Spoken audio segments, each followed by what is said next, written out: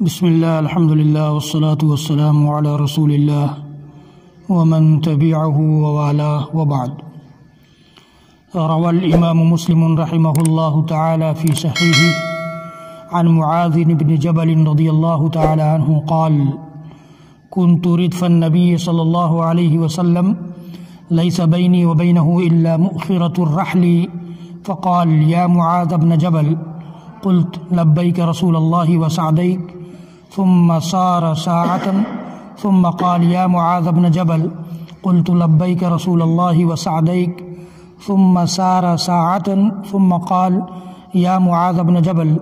قلت: لبيك رسول الله وسعديك. قال: هل تدري ما حق الله على العباد؟ قال: قلت: الله ورسوله أعلم. قال: فإن حق الله على العباد أن يعبدوه ولا يشركوا به شيئا. ثم سار ساعة قال: يا معاذ بن جبل. قلت: لبيك رسول الله وسعديك. قال: هل تدري ما حق العباد على الله إذا فعلوا ذلك؟ قال: قلت: الله ورسوله أعلم. قال: ألا يعذبهم. امام مسلم رحمۃ اللہ علیہ نے اس حدیث کو، جو 48 نمبر کی حدیث ہے صحیح مسلم کی، کتاب الایمان کے اسی باب میں ذکر کیا ہے جس کا تذکرہ پہلے سے آپ سن رہے ہیں، چل رہا ہے کہ جو آدمی توحید پر مرے اس کا انجام جنت ہے، اس کا ٹھکانہ جنت ہے. معاذ بن جبل رضی اللہ تعالیٰ عنہ سے یہ حدیث مروی ہے، بہت مشہور صحابی رسول ہے. انہی کو اللہ کے رسول سے پہلے آپ سن چکے ہیں کہ انہی کو اللہ کے رسول صلی اللہ علیہ وسلم یمن کا چیف گورنر بنا کر بھیجا تھا، اور اس وقت نصیحت کی تھی کہ سب سے پہلے ایک اللہ کی دعوت دینا، پھر اس کے بعد جب وہ لوگ مان لیں تو پھر نماز کی دعوت دینا، پھر زکوٰۃ کی دعوت دینا، اور زکوٰۃ میں اچھا مال صرف لوگوں سے جمع نہ کرنا بلکہ بیچ والی راہ اختیار کرنا. یہ اللہ کے وہی معاذ بن جبل ہیں. معاذ بن جبل کہتے ہیں: کنت ردف النبی صلی اللہ علیہ وسلم، میں اللہ کے نبی صلی اللہ علیہ وسلم کی سواری پر پیچھے بیٹھا ہوا تھا. ردف کہا جاتا ہے، پیچھے بائک آدمی چلا رہا ہے، اس کے پیچھے جو بیٹھتا ہے اس کو ردف کہتے ہیں. تو اس وقت اونٹ چلتا تھا، گھوڑا چلتا تھا، گدھا کی بھی سواری ہوتی تھی. آج گدھے کی سواری کو ذلت و رسوائی کی سواری سمجھ لیا گیا ہے. اور اسی حدیث کے معنی کی دوسری حدیث آ گیا جس میں اللہ کے رسول صلی اللہ علیہ وسلم کے بارے میں کہتے ہیں معاذ بن جبل کہ کنت ردف رسول اللہ صلی اللہ علیہ وسلم علی حمار یقال له عفیر، کہ میں گدھے پر اللہ کے رسول صلی اللہ علیہ وسلم کے پیچھے بیٹھا ہوا تھا. اس گدھے کا نام عفیر تھا، گدھے کا نام بھی تھا، اس کا نام عفیر تھا. تو اللہ کے رسول صلی اللہ علیہ وسلم کی سنت ہے گدھے کی سواری. گدھے پر آج ہمارا سماج جو چاہے کر لے، جو چاہے بنا لے، لیکن اللہ کے رسول صلی اللہ علیہ وسلم کے گدھے پر معاذ بن جبل پیچھے بیٹھے ہوئے تھے. کہتے ہیں: لیس بینی وبینہ الا مؤخرۃ الرحل، اونٹنی پر یا اونٹ پر جب لوگ سوار ہوتے تھے تو پیچھے ٹیک لگانے کے لیے ایک لکڑی لگتی تھی سواری کے پیچھے. تو کہتے ہیں کہ اسی طرح اتنا ہی فاصلہ تھا میرے اور اللہ کے رسول کے درمیان جب میں اس سواری پر سوار تھا. تو اللہ کے رسول نے کہا کہ یا معاذ بن جبل، اے معاذ بن جبل. تو کہتے ہیں معاذ کہ میں نے کہا: لبیک رسول اللہ وسعدیک، اللہ کے رسول میں پوری فرما برداری کے ساتھ آپ کے سامنے حاضر ہوں. آپ عرض کریں کہ آپ کیا چاہتے ہیں، آپ کیا فرمانا چاہتے ہیں، عرض کریں، میں پوری نیک بختی کے ساتھ اور اطاعت شاری کے ساتھ، فرما برداری کے ساتھ آپ کے سامنے حاضر ہوں. ثم سار ساعة، اللہ کے رسول نے کچھ نہیں کہا. پھر تھوڑی دور چلے، تھوڑی دیر چلے، پھر کہا: یا معاذ بن جبل، اے معاذ بن جبل. قلت: لبیک رسول اللہ وسعدیک، کہا کہ اللہ کے رسول میں پوری فرما برداری کے ساتھ، وفا شاری کے ساتھ حاضر ہوں. پھر اللہ کے رسول نے کچھ نہیں کہا. ثم سار ساعة، پھر کچھ دیر چلے. ثم قال، پھر کہا ہے: یا معاذ بن جبل، کہ اے معاذ بن جبل. قلت: لبیک رسول اللہ وسعدیک. پھر معاذ بن جبل نے وہی جملہ دہرایا کہ اللہ کے رسول میں حاضر ہوں آپ کی خدمت میں، آپ کیا عرض کرنا چاہتے ہیں. تب تیسری بار میں، گویا 3 بار آپ معاذ بن جبل کو جھنجھوڑ کر، مخاطب کر کے آپ کو تنبیہ جو کرنا چاہ رہے تھے، وہ بڑی اہم بات بتانے جا رہے تھے، اس لیے 3 بار آپ نے معاذ بن جبل کا نام لے کر کے ان کو مخاطب کیا. اور پھر تیسری بار میں کہا کہ معاذ، هل تدری ما حق اللہ علی العباد، تمہیں پتہ ہے کہ اللہ کا حق بندوں پر کیا ہے؟ اللہ کا حق بندوں پر کیا ہے؟ کس کو جاننے کی فرصت ہے، کس کو معلوم کرنے کی ضرورت ہے؟ اللہ کے رسول خود بتا رہے ہیں، یہی بتانے کے لیے آئے تھے آپ، اپنے ہر امتی کی یہی رہنمائی کرنے کے لیے آئے تھے۔ معاذ بن جبل کے ذریعے پوری امت تک یہ پیغام پہنچانا تھا۔ کہا کہ هل تدری ما حق اللہ علی العباد، اللہ کا حق بندوں پر کیا ہے تمہیں پتہ ہے؟ تو صحابہ کرام اپنے ایک انداز میں اللہ کے رسول صلی اللہ علیہ وسلم کے کسی سوال پر یہی جملہ دہرایا کرتے تھے کہ اللہ و رسولہ عالم، اللہ جانتا ہے، اس کا رسول جانتا ہے۔ آج کی تاریخ میں ہم یہ نہیں کہہ سکتے ہیں کہ اللہ و رسولہ عالم، کیونکہ اللہ کے رسول اب ہمارے درمیان نہیں ہے، اس دنیا سے رخصت ہو چکے ہیں، تو اب ہم صرف کہیں گے اللہ عالم، اللہ جانتا ہے، اللہ ہی کو بہتر معلوم ہے۔ اس وقت چونکہ اللہ کے رسول زندہ تھے، صحابہ کرام کے درمیان تھے، اور اللہ کی وحی کا سلسلہ بھی چل رہا تھا، اس لیے رسول کی طرف یہ نسبت علم کی جا سکتی تھی۔ تو حضرت معاذ بن جبل نے کہا کہ اللہ اور اس کے رسول بہتر جانتے ہیں۔ قال، تو اللہ کے رسول صلی اللہ علیہ وسلم نے فرمایا کہ فإن حق اللہ علی العباد ان یعبدوہ ولا یشرکوا بہ شیئا، اللہ کا حق بندوں پر صرف ایک ہے، اس میں بھی یہ بندہ اپنے آپ کو کھرا نہیں اتار پاتا ہے، 24 کیرٹ اپنے آپ کو ثابت نہیں کر پاتا ہے۔ صرف ایک حق ہے کہ صرف اس کی عبادت کرے، اس کی عبادت میں کسی کو شریک نہ ٹھہرائے۔ سماج کا جائزہ لے لیجئے، مسلم سماج کا، کیا اس ایک ترازو پر سارے مسلمان پکے ہیں کہ ساری عبادتیں صرف اللہ کے لیے کر رہے ہوں؟ معاملہ یہ ہے کہ ہم لوگوں نے سمجھ لیا کہ نماز صرف عبادت ہے، روزہ صرف عبادت ہے، حج صرف عبادت ہے، عمرہ صرف عبادت ہے، صدقات و خیرات اور زکوٰۃ صرف عبادت ہے۔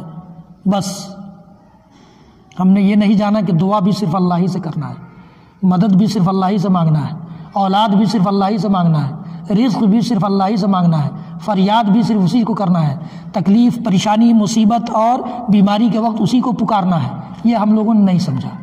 بیمار ہوتے ہیں، کیا بھائی تم فلاں جگہ جاؤ وہی ٹھیک کر دیں گے، فلاں صاحب سے تعویذ لے آؤ وہ ایک دم ٹھیک ہونا ہی ہے، نہ ہونے کا سوال ہی نہیں ہے۔ علاج کی طرف کم دھیان جاتا ہے، جس کی وجہ سے بیماری بڑھتی جاتی ہے اور کوئی فائدہ نہیں ہو پاتا۔ تو یہ اللہ کے رسول صلی اللہ علیہ وسلم نے فرمایا کہ دیکھو اللہ کا حق بندوں پر یہ ہے کہ ان یعبدوہ ولا یشرکوا بہ شیئا، کہ وہ اللہ کی عبادت کریں اور اللہ کی عبادت میں کسی کو کچھ بھی شریک نہ ٹھہرائیں۔ اور اللہ تعالیٰ نے جنات و انسان کو، میں نے بتایا تھا اس سے پہلے کہ جنات و انسان کو پیدا بھی اسی لیے کیا تھا، وما خلقت الجن والانس الا لیعبدون ما اريد منهم من رزق وما اريد ان يطعمون ان اللہ هو الرزاق ذو القوة المتین۔ کہا کہ میں نے جناتوں کو اور انسانوں کو پیدا صرف اس لیے کیا ہے کہ وہ میری عبادت کریں۔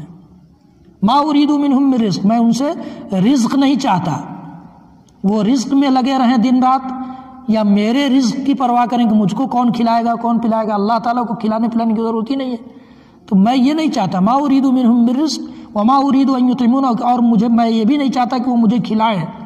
ان اللہ هو الرزاق ذو القوة المتین، یقیناً اللہ بہت زیادہ رزق دینے والا ہے اور قوت و طاقت والا ہے۔ تو بہت زیادہ رزق دینے والا مطلب یہ کہ رزق کی ضمانت اس پر چھوڑ دیجئے، ہمارا اور آپ کا کام صرف عبادت کرنا ہے۔ اب عبادت کا مطلب یہ بھی نہیں، میں نے اس سے پہلے بھی خطبے میں بتایا ہے کہ عبادت کا مطلب یہ بھی نہیں کہ ساری دنیا سے اپنے آپ کو کاٹ کر کے لا کر کے مسجد میں بیٹھا لیجئے، نہیں، آپ حلال روزی کی کوشش کریں، لیکن اللہ کو بھلا کر نہیں۔ اللہ نے جو فریضے اور جو عبادتیں یا جن چیزوں کو ہمارے اوپر فرض قرار دیا ہے، ضروری قرار دیا، ان کو چھوڑ کر نہیں، ان ساری باتوں کو اللہ کی اطاعت شعاری اور فرمانبرداری کے ساتھ مانتے ہوئے ہم رزق حلال کی کوشش کریں۔ اس دنیا میں ساری دوڑ بھاگ تو اسی کے لیے ہے نا، رزق کے لیے ہے، ساری فرصتیں لوگوں کی ختم ہو گئی ہے صرف رزق کے لیے۔ اللہ تعالیٰ کیا کہتا ہے؟ وَأْمُرْ أَهْلَكَ بِالصَّلَاةِ وَاصْطَبِرْ عَلَيْهَا لَا نَسْأَلُكَ رِزْقًا نَحْنُ نَرْزُقُكَ وَالْعَاقِبَةُ لِلتَّقْوَىٰ، کہ اپنے اہل و عیال کو، اپنے گھر والوں کو نماز کا حکم دو، وَاصْطَبِرْ عَلَيْهَا، اور خود اس پر جم جاؤ، خود اس پر جم جاؤ. لا نسألک رزقا، ہم تمہیں رزق کے بارے میں نہیں پوچھتے. نحن نرزقک، ہم تمہیں رزق دیں گے. اللہ تعالیٰ کہہ رہا ہے. یقین تو ہو، یقین ہمارے اور آپ کے یہاں نہیں رہا. تو میں یہ کہہ رہا تھا کہ اللہ تعالیٰ نے ہماری اور آپ کی پیدائش بھی اسی کے لیے کی ہے، اور اللہ کا حق ہمارے اوپر صرف یہی ہے کہ ہم اس کی عبادت کریں، اس کی عبادت میں کسی بھی چھوٹی بڑی عبادت میں کسی اور کو شریک نہ کریں. ثم سار سعی، پھر کچھ دیر چلے. قال یا معاذ بن جبل، پھر کہا کہ اے معاذ بن جبل. قلت لبیک رسول اللہ وسعدیک، معاذ بن جبل کہتے ہیں کہ میں نے کہا کہ اللہ کے رسول میں حاضر ہوں پوری فرمانبرداری کے ساتھ. قال هل تدری ما حق العباد علی اللہ اذا فعلوا ذلک، کہا کہ تمہیں پتہ ہے کہ اگر بندہ اس بات کو مان لے، اس بات کو کا اہتمام کر لے کہ وہ اللہ کی عبادت کے علاوہ کسی اور کی عبادت نہ کرے، اس کی عبادتوں میں کسی اور کو شریک نہ ٹھہرائے، تو پھر اللہ پر کیا حق بن جاتا ہے بندوں کا، یہ معلوم ہے. جب ہم عبادت صرف اللہ کی کر لے جائیں، اس دنیا میں جو بھی زندگی ہماری 30 40 سال 50 سال کی ہے، اس میں اپنی عبادتوں کو صرف اللہ کے لیے کر لے جائے تو ہمارا اللہ پر بھی حق بن جاتا ہے. وہی اللہ کے رسول نے کہا کہ معلوم ہے کہ کیا حق ہے. قال قلت اللہ ورسولہ اعلم، پھر معاذ بن جبل کہتے ہیں کہ میں نے کہا کہ اللہ اور اس کے رسول بہتر جانتے ہیں. تو اللہ کے رسول صلی اللہ علیہ وسلم نے فرمایا کہ اللہ یعذبہم، اللہ کا حق اس وقت بندوں کا حق اللہ پر اس وقت یہ بن جاتا ہے کہ اللہ بندوں کو عذاب نہ دے. معلوم یہ ہوا کہ عذاب کا سارا دار و مدار جہنم کا حقدار انسان اس وقت ہو جاتا ہے جب اللہ کی عبادت چھوڑ کر کسی اور کی عبادت کرنے لگ جائے، یا اللہ کی عبادت میں کسی اور کو شریک ٹھہرانے لگ جائے. اور انسان کامیابی، نجات اور جنت کا حقدار اس وقت بن جاتا ہے جب اللہ کی ساری عبادتوں میں صرف اس کی عبادت کرے، اس میں کسی اور کو شریک نہ ٹھہرائے. یہ اس حدیث کا خلاصہ ہے جو امام مسلم رحمۃ اللہ علیہ نے صحیح مسلم کے اس باب میں ذکر کیا ہے. انہی الفاظ کے ساتھ اور بھی ایک دو حدیثیں آئیں گی جن میں یہ بھی ہے کہ معاذ بن جبل نے پوچھا کہ اللہ کے رسول کیا ہم لوگوں کو بتا نہ دیں، خوشخبری نہ دے دیں؟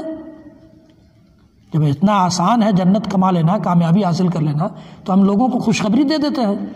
تو اللہ کے رسول صلی اللہ علیہ وسلم نے منع فرمایا کہ نہیں، لا تبشرہم فیتکلوا، انہیں خوشخبری مت سناؤ کہ وہ اسی پر بھروسہ کر بیٹھے، وہ اور عمل کرنا چھوڑ دیں، ایسا مت کرو. لیکن یہ ایک حقیقت ہے، اللہ کے رسول نے یہ فرمایا. تو اللہ تعالی ہم سب کو بھی توفیق دے کہ ہم اس کی ساری عبادتوں کو صرف اس کے لیے کرنے والے بن جائیں، اور ہر چھوٹی بڑی عبادت میں، کسی بھی چھوٹی بڑی عبادت میں کسی اور کو شریک ٹھہرانے، ریا اور نمود، شہرت اور چرچا، سمعہ سے اللہ تعالی ہم سب کو اپنے ہر چھوٹی بڑی عبادت میں محفوظ رکھے. رب العالمین ہم سب کی چھوٹی بڑی عبادتوں کو، نیکیوں کو قبول فرما لے، اور اس قبول فرمانے کے عوض میں ہم سب کو اس دنیا میں بھی کامیابیوں سے نواز دے، اور آخرت کی بڑی کامیابی سے بھی ہمکنار کر دے. وصلی اللہ تعالی علی نبینا محمد وعلی آلہ وصحبہ وسلم. سبحان ربک رب العزۃ عما یصفون وسلام علی المرسلین والحمد للہ رب العالمین.